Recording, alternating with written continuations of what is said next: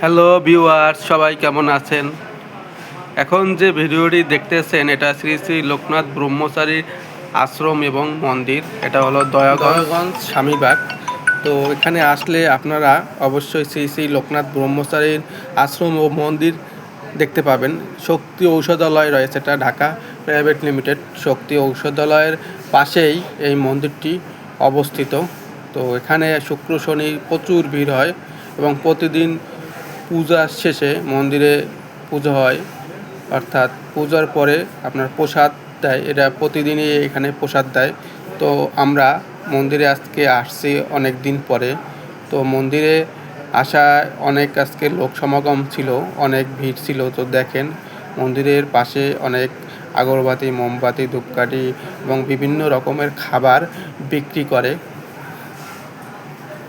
তো আস্তে আস্তে আমরা মন্দিরের দিকে প্রবেশ করতেছি। তো মন্দিরের সামনের দিকটা আমি আপনাদেরকে তুলে ধরলাম।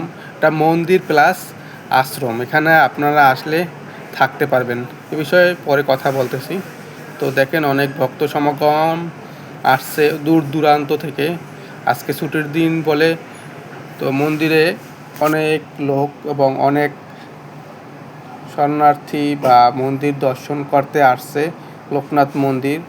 বেশিরভাগ এখানে যারা আসে এরা ঢাকার বাইরে থেকেই আসে। ঢাকার অদূর যেমন নারায়ণগঞ্জে একটা বারোদি আশ্রম রয়েছে লোকনাথ ব্রহ্মচারীর, বারোদির আশ্রম থেকে তারা আসে এবং চিটাগাং থেকেও কিছু আসে। চিটাগাংয়ের অনেক ভক্ত সমাগম রয়েছে, তারা সেখান থেকে এই ঢাকা এই লোকনাথ ব্রহ্মচারী আশ্রম বা মন্দির এখানে আসে। দেখেন শ্রী শ্রী লোকনাথ চৈতন্য সংঘ, এটা হলো আশ্রম প্লাস মন্দির এবং এখানে আপনি রাত্রি যাপন করতে পারবেন। 500 থেকে 1000 টাকা হলেই আপনার এসি এবং নন এসি রুম রয়েছে। আপনারা যারা ঢাকার বাইরে থেকে আসবেন, যদি ঢাকা শহরে থাকার জায়গা নাও থাকে তাহলে আপনারা এই লোকনাথ ব্রহ্মচারী আশ্রমে থাকতে পারবেন। তো আমি এক এক করে মন্দিরের ভিতরে প্রবেশ করতেছি। তো মন্দিরের সাইডেই রয়েছে আপনি জুতো রাখার জায়গা। এরপরে একটা বাবা লোকনাথ গ্রন্থগার রয়েছে, এখানে আপনি এসে এখান থেকে সব ধরনের মালা, জবের ব্যাগ, বিভিন্ন রকমের ঠাকুরের ছবি, লোকনাথ ব্রহ্মচারীর ছবি, তারপরে সব রকমের ছবি, পঞ্জিকা রয়েছে, নতুন বছরের পঞ্জিকা থেকে শুরু করে সব কিছুই এই লোকনাথ বাবার গ্রন্থগার থেকে ক্রয় করতে পারবেন। তো আমি আস্তে আস্তে সামনের দিকে আগাইতেছি। তো আমি যেদিনে এই ব্রহ্মচারী আশ্রমে আসছিলাম তো সেদিন ছুটির দিন ছিল। ছুটির দিন উপলক্ষে আশ্রমের ভিতরে প্রচুর ভিড় লক্ষ্য করা গেছে এবং আশ্রমের মন্দিরের ভিতর নিচে খাবারও বিতরণ করা হচ্ছিল। তো আমি আপনাদেরকে সব কিছুই দেখাবো আজকে ভিডিওতে, সমস্ত ব্লগ ভিডিওটা দেখাবো। তো যে টাইমে আমি মন্দিরে প্রবেশ করতেছি এই টাইমটা দুপুর টাইম। তো অলরেডি সকালের পুজো করা হয়ে গেছে, পুজোর পরের দৃশ্য এটা দেখেন। উপরে দোতলা, তিনতলা প্রচুর লোক সমাগমে একদম ভরপুর ছিল মন্দিরে। তো দেখেন এইটা মোট 6তলা বিল্ডিং, 6তলার বিল্ডিংয়ের নিচতলা বাদে উপরের 6তলায় আপনারা থাকতে পারবেন এবং পাঠশালা রয়েছে, অফিস কক্ষ রয়েছে। দোতলায় ওই সব কিছু রয়েছে, অফিস কক্ষ থেকে শুরু করে বাথরুম ব্যবস্থা রয়েছে এবং সব কিছুই এই আশ্রমে রয়েছে। তো আপনারা আশ্রমের নিচতলা দেখেন, নিচতলায় অনেক ভক্ত সমাগম আসছে। তো আজকে ছুটির দিনে এই ভক্ত সমাগম অনেক দূর দূরান্ত থেকে আসছে।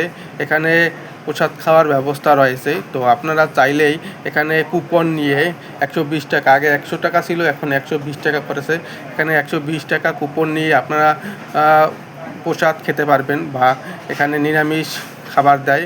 নিরামিষ বলতে আপনার এখানে ভাজি থাকে, ডাল থাকে, আলুর তরকারি থাকে, তারপরে মাশরুম দিয়ে রান্না করে একটা তরকারি, এটা অনেক সুন্দর। তারপরে পায়াস থাকে, শেষে আপনাদের মিষ্টান্ন দেওয়া হয়। আলাদাভাবে আপনারা এটা খেতে পারবেন এখানে আসলে 120 টাকা করে। এবং রাত্রে আপনার 9টার পর থেকে আবার খাবার দেয়, রাত্রে 9টার আগে আবার ফ্রি প্রসাদ দেয় এখানে, খিচুড়ি প্রসাদ, এবং রাত 8-8:30টার দিকে ফল প্রসাদ দেয়। তো যারা এখানে থাকেন, এখানে অবস্থান করেন, মন্দিরে আসেন রেগুলার, তারা অবশ্যই এই বিষয়টা জানেন যে মন্দিরে নিয়মকানুন, মন্দিরের ফল প্রসাদ দেয় কখন বা মন্দিরের খিচুড়ি প্রসাদ, মন্দিরে কখন পুজো হয় এবং কখন এখানে যারা যারা আসে অবশ্যই এখন যে ভিডিওটি দেখতেছেন এখানে আপনার পুজো করার পরে পুজোর যে আনুষ্ঠানিকতা সেরে এখানে প্রদীপ এবং আগরবাতি দেওয়া হয়। তো এখন এখান থেকে আমি সরাসরি আপনাদের লোকনাথ বাবার একটা ছবি দেখতে পাচ্ছেন। তো এখানে আপনার লোকনাথ বাবার ছবি দেওয়া হয়েছে, পাশেই দুর্গা মায়ের একটা ছবি রয়েছে। তো আজকে ভিডিওতে দূর দূরান্ত থেকে অনেক ভক্ত সমাগম আসছে। তো দেখেন এখানে মন্দিরের উপরে মন্দিরটা কত সুন্দর করে তৈরি করা হয়েছে, আর যে মন্দিরের নিচটা এখানে শিবলিঙ্গ রাখা হয়েছে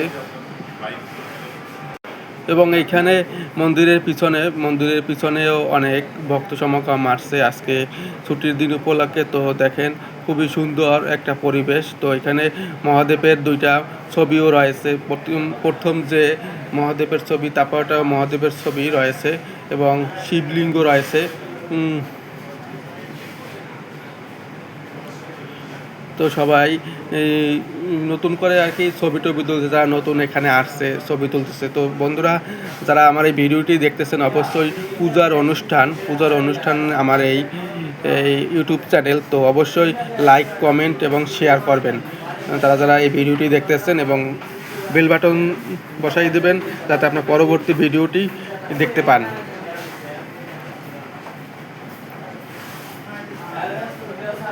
এখানে আমি এক ভক্তর সাথে কথাও বলছিলাম, সে প্রতিদিনই আসে এবং এমন টাইমে আসে যখন পূজার অনুষ্ঠান শেষ হয়ে যায়।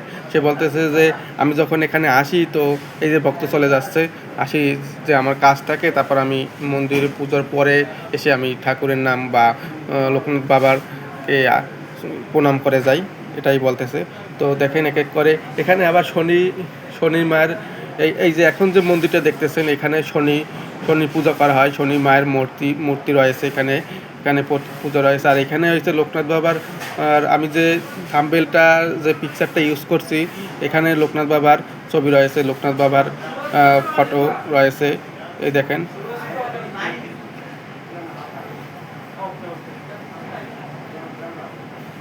তো দেখেন অনেক মন্দিরের ভিতরে যেটা ওখানে বসে মানুষজন এসে, মানে আশ্রম যেটা বলে, আশ্রমের মূল নিদর্শন হয়েছে আশ্রমে যাতে একটু মানে মানুষ রেস্ট নিতে পারে বা আশ্রম বসে এসে একটু শান্তির জায়গা। মন্দিরটা হলো শান্তির জায়গা, শান্তির নিবাস, যেখানে এসে মানুষ দূর দূরান্ত থেকে এসে যাতে একটু ক্লান্ত দূর হয়, এটাই।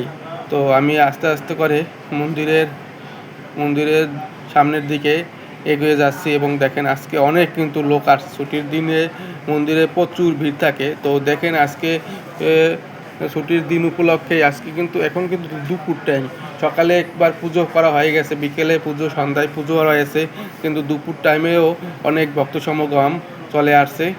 পাশে একটা গণেশ পুজো করা হয়, গণেশের একটা মূর্তি দেওয়া আছে এবং পিছনে যে ছোট রুমটি দেখতেছেন দোতলা, ওখানে আপনারা যেখানে স্টাফ রয়েছে স্টাফরা থাকে এবং অনেক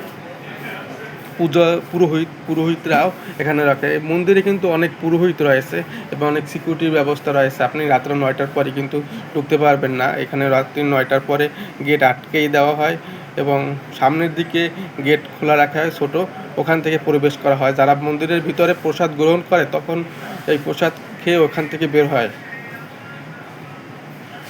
তো আজকে অনেক লোক সমাগম, ভক্তরা দূর দূরান্ত থেকে আসছে। বাইরে আপনার অনেক লোক সমাগম আসছে যে প্রাইভেট কার, বাস, তারপর সিএনজি, অটো নিয়ে ভাড়া করে তারা দূর থেকে এসে আসছে। তো এই শুধু লোকনাথ বাবার মন্দির এবং পাশে আর একটা মন্দির রয়েছে স্বামীবাগ ইস্কন মন্দির, এখানেও তারা ঘুরে।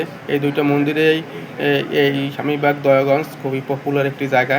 তো বন্ধুরা আমি আবারও বলতেছি, যারা আমার ভিডিওটি দেখতেছেন অবশ্যই লাইক কমেন্ট শেয়ার করবেন এবং আমার বেল বাটন বাজিয়ে রাখবেন, পরবর্তী ভিডিও ও দেব এই কারণে।